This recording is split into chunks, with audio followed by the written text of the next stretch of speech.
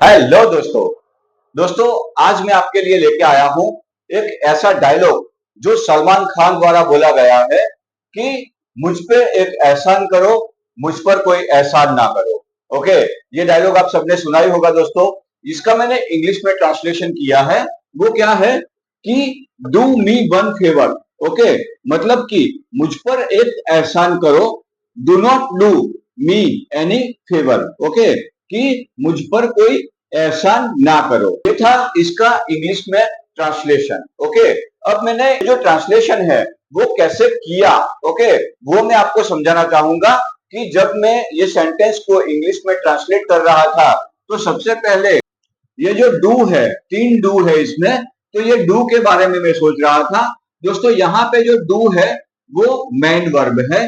Okay, यहाँ पे जो डू है वो मेन वर्ब है, लेकिन ये वाला जो डू है ना वो ऑक्सिलियरी यानी कि हेल्पिंग वर्ब है। ओके, अभी दोस्तों ये सेंटेंस के जरिए मैं आपको ज्ञान देने वाला हूं डू और डज का। ओके, हम लोग सीखेंगे डू और डज के बारे में। तो इससे पहले मैं आपको ये सेंटेंस का वर्ड बाय वर्ड मैं इसका ग्रामर समझा देता हूं कि ये सेंटेंस जो है वो मैंने कैसे बनाया।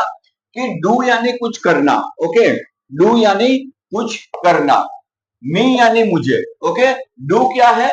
मेन वर्ब है। ओके, डू वो मेन वर्ब है। तो यहाँ पे क्या है? मी। मी यानी कि आई जो है उसका ऑब्जेक्टिव प्रोनाउन है। ओके, यानी कि मुझ पे, मुझे। ओके, ये वन क्या है? वन एक डिटरमिनर है। ओके, वन एक डिटरमिनर है। और जो फेवर है, फेवर करना यानी कि हेल्प करना, तो फेवर है वो हमारा नाउन है। ओके, वो एक संज्ञा है, वो एक नाउन है। ओके, तो do me one favour verb है, उसके बाद में ऑब्जेक्टिव प्रोनाउन है, उसके बाद में डिटरमिनर है, और उसके बाद में ये नाउन है। ओके, अभी do not do me any favour. Okay, same sentence है लेकिन नेगेटिव बन गया है। तो दोस्तों इसको मैंने कैसे बनाया कि सबसे पहले ये सेंटेंस को बनाने के लिए मैंने सबसे पहले हेल्पिंग वर्ब यूज किया। ओके, जो कि डू है। ओके, नॉट वो हमें नेगेशन दिखाता है, डू यानी कि करना, वो यहाँ पे मेन वर्ब है। ओके, वो यहाँ पे मेन वर्ब है। मी, मी यानी फिर से आ गया ऑब्जेक्टिव प्रोनाउन। अभी एनी जो है वो डिटरमिनर है, और फेवर जो मैंने आगे बताया कि एक नाउन है, एक संज्ञा है। ओके, तो फेवर यानी कि हेल्प। दोस्तों ये सेंटेंस के टाइप के बारे में आपको बताओ तो क्या होगा कि ये है एक imperative sentence. Okay, imperative sentence क्या होते हैं कि जब हमें किसी सामने वाले को सूचन देना है, सलाह देनी है, कोई कमांड देना है, ओके, किसी से कुछ कहना है, ओके, तो उसको हम इंपेरेटिव सेंटेंस कहेंगे। इंपेरेटिव सेंटेंस में ज्यादातर सब्जेक्ट नहीं होते हैं। ओके, इंपेरेटिव सेंटेंस में सब्जेक्ट नहीं होते हैं, या तो सब्जेक्ट हिडन होते हैं। देखो ये जो सेंटेंस है ना, इसमें सब्जेक्ट कहीं नहीं है। ओके, इसमें सब्जेक्ट का ऑब्जेक्ट हो गया है कि मुझे या मुझ पे, लेकिन सब्जेक्ट नहीं है, वो सब्जेक्ट हिडन होता है। तो इंपेरेटिव सेंटेंस में सब्जेक्ट हमें समझने होते हैं। वो क्या है कि मैं एक सेंटेंस लूंगा कि प्लीज सिट डाउन। ओके, मतलब कि मैं आपको बोल रहा हूं कि बैठ जाइए। इसमें जो करता है, जो बैठ जाने की जो क्रिया करने वाला है, वो हिडन है। मैं यू नहीं बोलूंगा कि please you sit down. Okay, मैं यू का यूज नहीं करूंगा तो भी सामने वाला समझ जाएगा कि ये मुझे ही बैठने का बोल रहे हैं। तो ये होते हैं इंपेरेटिव सेंटेंस। ओके, मैं बोलूंगा be careful, okay, be quiet, be aware. दोस्तों ऐसे बहुत से सेंटेंस है जिसको हम इंपेरेटिव सेंटेंस बोलेंगे। ओके, जिसको हम इंपेरेटिव सेंटेंस बोलेंगे, जिसमें हमें सब्जेक्ट की जरूरत नहीं रहती है, सब्जेक्ट को हमें समझना होता है। वैसे ही यहाँ पे सब्जेक्ट को हमें समझना है कि सलमान खान जो है वो हमें बोल रहे हैं कि मुझ पे कोई एहसान मत करो। ओके, मुझ पे एक एहसान करो, कि मुझ पे कोई एहसान मत करो। वो हमें समझना है कि वो हमें ही बोल रहे हैं। ठीक है, तो इसमें जो सब्जेक्ट है वो हिडन है, सब्जेक्ट इसमें इंडिकेट नहीं किया गया है, इसीलिए इसको हमने इंपेरेटिव सेंटेंस कहा है। अब दोस्तों ये वीडियो में आगे बढ़ते हैं और सीखते हैं कि डू जो हो वो उसका यूज क्या होता है इंग्लिश ग्रामर में। ओके, तो सबसे पहले हम सीखेंगे डू और डज का use as a verb. Okay, कि डू और डज वो एज ए वर्ब यूज होते हैं इंग्लिश ग्रामर। दोस्तों ये डू और डज जो मेन वर्ब की तरह यूज करते हैं और हम उसको हेल्पिंग वर्ब की तरह भी यूज करते हैं। ओके, तो ये डू और डज इसका जनरली यूज होता है कि सिंपल प्रेजेंट टेंस में। दूसरी चीज ये बता दूं कि जनरली इसका यूज होता है या तो सेंटेंस को नेगेटिव बनाने में या तो सेंटेंस को इंट्रोगेटिव बनाने में। तो हम डिटेल में सीखेंगे कि ये मेन वर्ब क्या होता है और ये हेल्पिंग वर्ब क्या होता है। मतलब कि डू और डज वो मेन वर्ब के तौर पे कैसे काम करते हैं और हेल्पिंग वर्ब के तौर पे कैसे काम करते हैं। हेल्पिंग वर्ब को हम ऑक्सिलियरी वर्ब भी बोलते हैं। आगे मैं आपको बता दूं दोस्तों कि ये जो डू और डज है वो है ना टू डू के फॉर्म है। ओके, ये क्या है कि टू डू के फॉर्म है। टू डू के फॉर्म क्या होते हैं? डू, डज और डिड। डिड उसका पास्ट टेंस होगा, वो मैं यहाँ पे आपको नहीं सिखाने वाला हूं। मैं सिर्फ आपको यहाँ पे डू और डज सिखाऊंगा जो कि टू डू के फॉर्म है।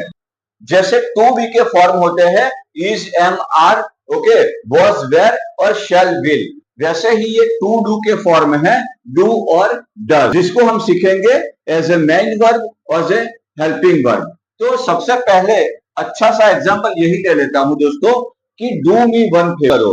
तो यहाँ पे क्या है? डू यानी कि करना। ओके, तो यहाँ पे कोई करने की क्रिया जो है वो निश्चित है। ओके, यहाँ पे कोई सब्जेक्ट नहीं है, तो यहाँ पे एक वर्ब है और वो एक वर्ब वो मेन वर्ब है। ओके, ठीक है, तो ये डू है वो एज ए मेन वर्ब मैंने यहाँ पे यूज किया है।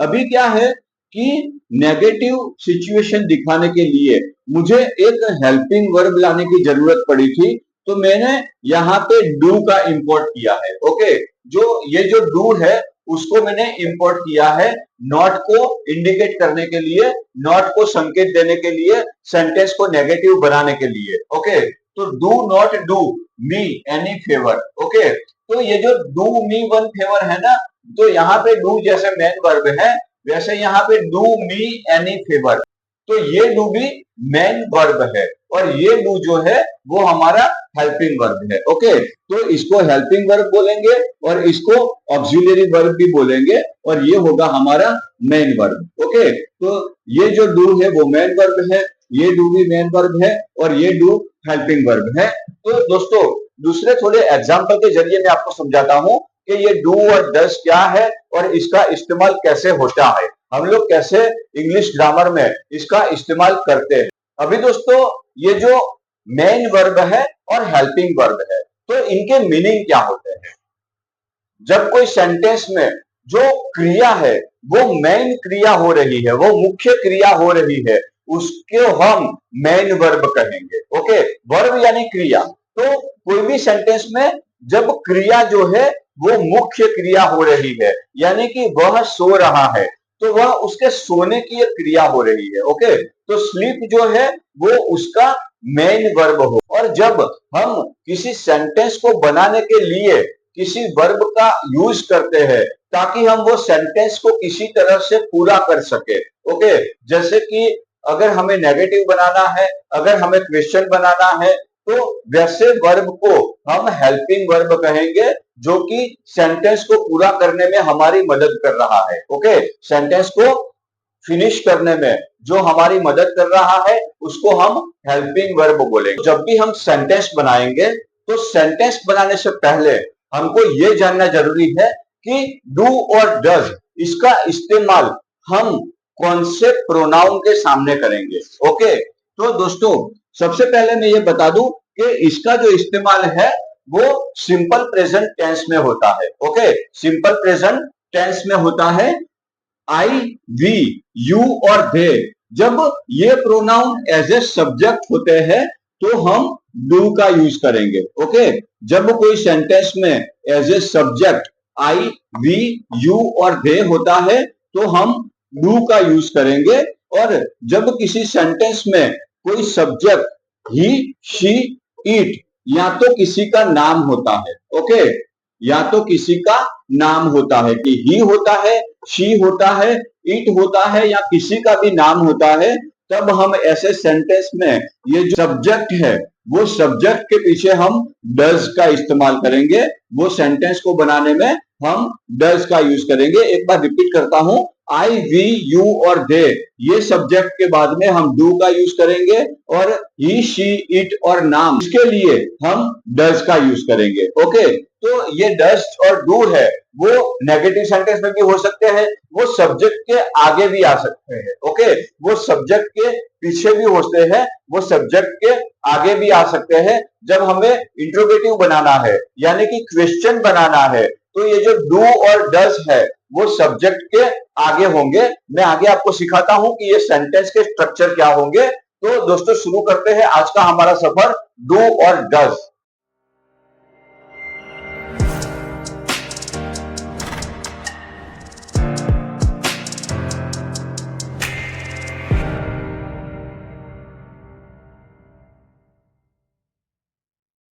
अभी दोस्तों सबसे पहले हम सीखेंगे डू और does as a main verb. Okay, तो डू और does as a main verb क्या होता है कि जब कोई सेंटेंस में वो क्रिया ही मेन होती है, वो जो काम होता है वो मेन वही काम होता है, तो उसे हम संकेत देने के लिए जो वर्ब यूज करते हैं उसे हम मेन वर्ब बोलते हैं। ठीक है, तो यहां पे मैंने मेन वर्ब लिया है डू और डज को। ओके, तो इसका पहले मैं आपको सेंटेंस का स्ट्रक्चर बता दूं कि सेंटेंस जब बनाने हैं डू और डज के तो कैसे बनेंगे।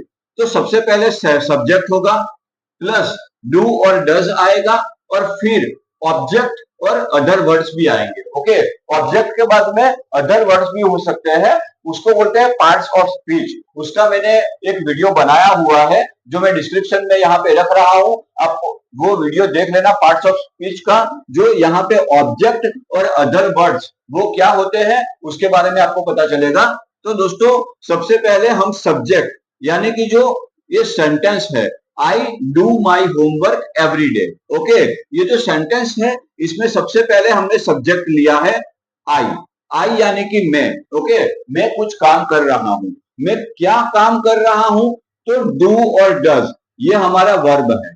ओके, तो ये जो डू है वो हमारा मेन वर्ब है। Okay, as a main verb में आपको सिखा रहा हूं कि डू जो है वो हमारा मेन वर्ब है, और जो ऑब्जेक्ट और अदर वर्ड है वो माई होमवर्क एवरी डे। ओके, ये सब में ऑब्जेक्ट और अदर वर्ड्स आ जाएगा। अभी हमको फोकस करना है सिर्फ डू और डज पे। ओके, तो I do my homework every day, तो यहाँ पे जो डू है मतलब कि मैं मेरा होमवर्क हर रोज कर रहा हूं, हर रोज करता हूं। ठीक है, तो ये जो करने की क्रिया है, डू मतलब कि करना, तो वो हमारा मेन वर्ब है। ओके, अभी दूसरा कि she does yoga in the morning. Okay, मतलब कि वह सुबह में योगा करती है। ओके, तो ये जो शी है वो हमारा सब्जेक्ट है, डज जो है वो हमारा वर्ब है, जो कि यहाँ पे मेन वर्ब के तौर पे यूज हुआ है कि योगा करती है। ओके, तो करना मतलब कि कुछ कार्य कर रही है, तो यहाँ पे हमारा मेन वर्ब है, और योगा इन द मॉर्निंग ये हमारा ऑब्जेक्ट और अदर वर्ड्स है। ओके, तो यहाँ पे जो मेन वर्ब है वो कैसे यूज होता है वो मैंने आपको समझाया कि डू और does as a main verb कैसे यूज होते हैं। ओके, अभी यहाँ पे दे होता कि they do my homework every day. Okay, तो मतलब कि वह लोग मेरा होमवर्क एवरीडे करते हैं, तो वे लोग कोई भी हो सकते हैं, तो दे के साथ में हमेशा डू आएगा। और ये जो ही है, शी है, या तो इट है, या तो किसी का नाम है, ओके, उसके साथ में हमेशा डज आएगा। ओके, यहाँ पे मैं ऐसा भी लिख सकता था कि he does yoga in the morning. Okay, तो शी, ही, इट या किसी के नाम के साथ में हमेशा डज आएगा। ये एक रूल है सिंपल प्रेजेंट टेंस का। अभी दोस्तों मैं जो ये डू डज का आगे वाला एग्जांपल आपको समझाने वाला हूं, वो अपने आप में एक जादू है, वो अपने आप में एक चमत्कार है। वो मैं आपको समझाऊंगा कि ये डू और डज वो हिडन भी होते हैं। ओके, वो हिडन भी होते हैं, जैसे कि ये सिंपल प्रेजेंट टेंस का सेंटेंस है कि आई ईट एन एप्पल, कि ही ईट्स एन एप्पल।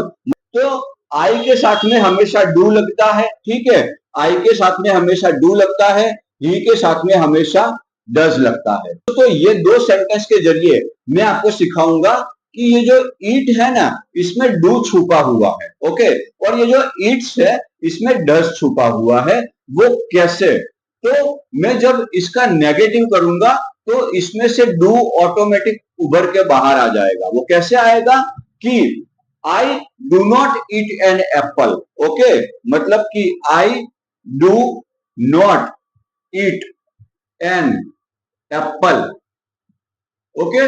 तो इससे पता चलता है कि ये जो ईट है, मतलब कि आई के साथ में हमेशा डू आता है, तो ये जो डू है वो ईट में समाया हुआ था, वो ईट में छुपाया हुआ था। पर जब हमें उसका नेगेटिव करने की जरूरत पड़ी, उसको नेगेटिव सेंटेंस बनाने की जरूरत पड़ी, तो हमने ईट में से डू को बाहर निकाल दिया।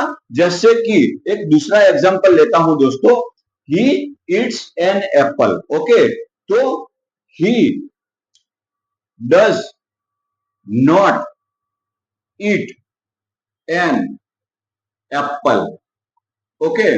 देखो दोस्तों, यहां पे मैंने थोड़ा चेंजेस किया है।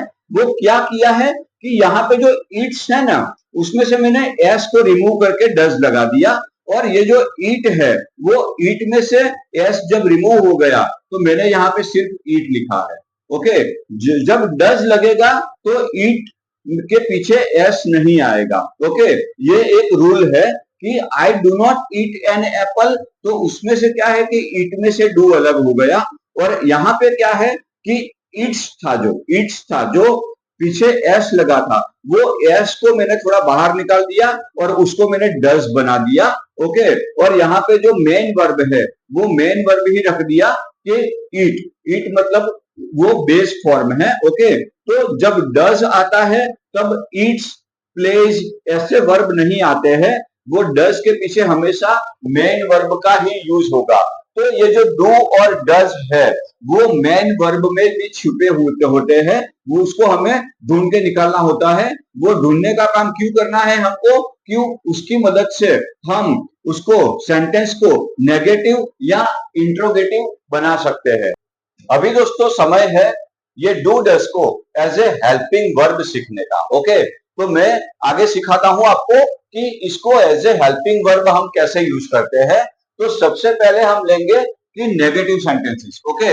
वो नेगेटिव सेंटेंस होता है, उसका स्ट्रक्चर क्या होता है कि सबसे पहले सब्जेक्ट आता है, सब्जेक्ट के बाद में डू और डज आता है, डू और डज के बाद में जो है वो नॉट आता है, और उसके बाद में एक वर्ब आके फिर वो ऑब्जेक्ट और अदर वर्ड्स आते हैं। दोस्तों मैं एग्जांपल के जरिए आपको सिखा रहा हूं कि जैसे I eat an apple every day, okay, मतलब कि मैं हर रोज एक सेब खाता हूं। तो इसका मैं नेगेटिव कैसे बनाऊंगा कि इसमें से मैं डू को बाहर निकालूंगा, ठीक है। I do not eat an apple every day, okay. तो ये क्या है, ये जो डू है, ओके, ये हमारा हेल्पिंग वर्ब है, और ये जो ईट है वो हमारा मेन वर्ब है। ये सेंटेंस में सिर्फ एक ही वर्ब था और वो ईट था एज ए मेन वर्ब, पर ये सेंटेंस में क्या है, दो वर्ब है, डू और ईट। तो डू जो है वो यहाँ पे हेल्पिंग वर्ब है, और ईट है वो यहाँ पे मेन वर्ब है। अब दोस्तों दूसरा ये जो एग्जांपल है, ओके, इसको हम नेगेटिव बनाएंगे कि he does not eat an apple every day, okay.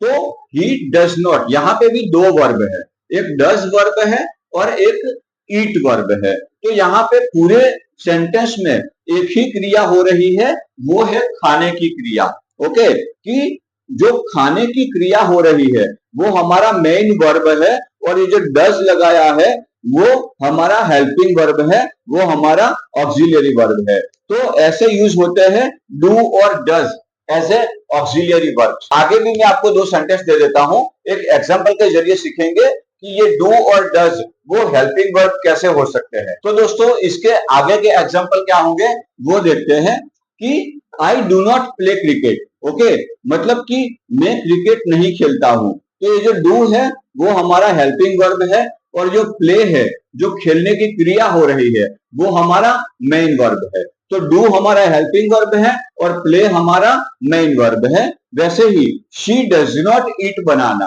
Okay, तो शी जो है उसके पीछे जो डज लगाया वो हमने सेंटेंस को बनाने में जो हेल्प करता है उसके लिए लगाया है कि नॉट को इंडिकेशन हो सके। ओके, तो शी डज नॉट ईट बनाना, तो ईट जो है वो यहाँ पे मेन क्रिया हो रही है, तो ये हमारा मेन वर्ब हो जाएगा और ये जो डज है वो हमारा हेल्पिंग वर्ब हो जाएगा। ओके, तो ये डू और डज जो है वो मैंने यूज किए हैं एज ए हेल्पिंग वर्ब। तो दोस्तों अब बारी है इसको एज ए क्वेश्चन सीखने की। एज ए इंट्रोगेटिव सेंटेंस में डू और डज वो कैसे यूज होते हैं, as a helping verb use होते हैं, वो हम देखेंगे। तो दोस्तों आइए देखते हैं इसके एग्जांपल। तो दोस्तों मैं एक सेंटेंस ले रहा हूं जो सिंपल प्रेजेंट टेंस का है। He speaks English. ओके, इसमें ही जो है वो हमारा सब्जेक्ट है, स्पीक्स जो है वो हमारा वर्ब है और ये जो इंग्लिश है वो हमारा ऑब्जेक्ट है या तो अदर वर्ब। ओके, तो ये जो इसका जो एफर्मेटिव सेंटेंस है ये उसका हमें क्वेश्चन बनाना है कि इसका हमें इंट्रोगेटिव सेंटेंस बनाना है। तो क्या करेंगे, मैंने आगे आपको एक रूल बताया कि ये जो स्पीक्स है, ओके, उसमें जब एस लगता है उसका मतलब ये है कि ये डज है। ओके, तो स्पीक में से हमको डज को बाहर निकालना पड़ेगा। दूसरा रूल ये है कि ही के साथ में हमेशा डज लगता है। तो इंट्रोगेटिव में सबसे पहले हम क्या लगाएंगे, डू या डज। तो ही है इसीलिए मैं यहां पे लगाऊंगा डज, क्योंकि ही के साथ में हमेशा डज आता है। ओके, अभी डज उसके बाद में क्या है, सब्जेक्ट, तो डज ही। ओके, अभी मैंने एस को तो यहां से निकाल दिया है, तो मैं ओनली बेस वर्ब रखूंगा। ओके, यहां पे जो बेस वर्ब लिखा है कि स्पीक। ओके, स्पीक और इंग्लिश। ओके, तो ये हो गया हमारा एक क्वेश्चन सेंटेंस, मतलब कि एक interrogative sentence. Okay, does he speak English. Okay, मतलब ये हमने एक क्वेश्चन पूछा कि does he speak English. Okay, इसका आंसर दे सकते हैं कि yes he speaks English. Okay, या तो यस ही डू। ओके, ऐसे हम उसका आंसर दे सकते हैं। इंग्लिश ग्रामर में हमारी मिस्टेक कहां पे होती है, ये डू और डज को पहचानने में हमारी मिस्टेक कहां पे होती है। दोस्तों यहाँ पे मैंने 3 सेंटेंस लिए हैं। वो क्या है कि आई Yeats an apple. Okay, I Yeats an Apple, ये हमारा सेंटेंस जो है वो बिल्कुल रॉन्ग है। क्यों, क्योंकि आई के साथ में हमेशा डू आता है, तो ये एस जो है वो मिट जाएगा, ओनली डू ईट आएगा। ओके, क्योंकि अगर डज आता होता तो मैं यहाँ पे एस लगाता, पर आई के साथ में हमेशा डू आता है, मतलब कि बेस वर्ब आएगा। तो इसका सेंटेंस क्या होगा कि आई ईट, ओके, एन एप्पल। ओके, इतना ही सेंटेंस होगा कि आई ईट एन एप्पल। अभी दूसरा एक सेंटेंस लेता हूं दोस्तों कि शी डू हर होमवर्क। यहाँ पे अगर ऐड करना हो तो रेगुलरली या तो एवरी डे या एवरी मंडे ऐसा लिख सकते हैं। तो she do her homework every day, तो यहाँ पे जो डू है वो उसकी वजह से ये सेंटेंस जो है वो पूरा गलत हो जाएगा, क्योंकि ही शी और इट के साथ में या तो किसी का नाम है। मैं शी की जगह पे ऐश्वर्या लिख सकता हूं, ठीक है, कि Aishwarya do her homework. Okay, वो गलत होगा, क्योंकि जो नाम है या ही शी इट है उसके साथ में हमेशा डज आएगा। ओके, उसके साथ में हमेशा डज आएगा। जब हम ही शी इट या किसी के नाम के आगे डू लगाएंगे तो वो सेंटेंस जो है वो हमारा गलत हो जाएगा। अभी दोस्तों he does not goes there.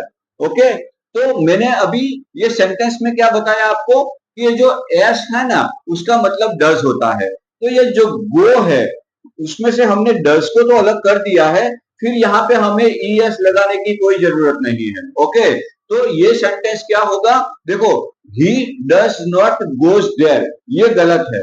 इसका करेक्ट सेंटेंस क्या होगा कि he does not go there.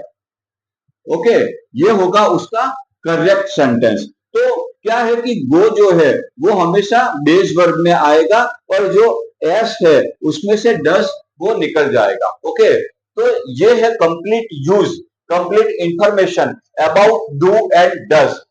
अभी दोस्तों मैंने ये डू और डज का सबसे पहले मैंने आपको एफर्मेटिव समझाया, उससे भी पहले मैंने आपको किस तरह से यूज होते हैं कि एज ए मेन वर्ब भी यूज होते हैं, एज ए हेल्पिंग वर्ब भी यूज होते हैं। उसका एफर्मेटिव कैसे होता है, उसका नेगेटिव कैसे होता है और उसका इंट्रोगेटिव हम कैसे बनाएंगे, और वो बनाने में कौन कौन सा ध्यान रखेंगे, किस तरह से हम ध्यान रखेंगे कि वो हमारा जो सेंटेंस है वो गलत ना हो जाए वर्ब की वजह से या तो सब्जेक्ट की वजह से। हमें सही सब्जेक्ट देखकर उसके पीछे सही हमको वर्ब लगाना है, चाहे वो वर्ब हेल्पिंग वर्ब हो या तो वो वर्ब जो है वो मेन वर्ब हो।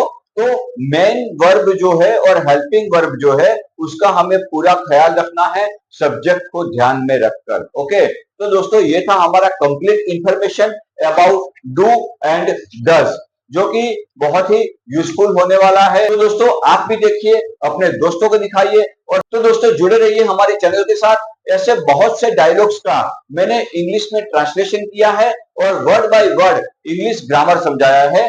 तो मिलते हैं बहुत ही जल्दी एक नए वीडियो में।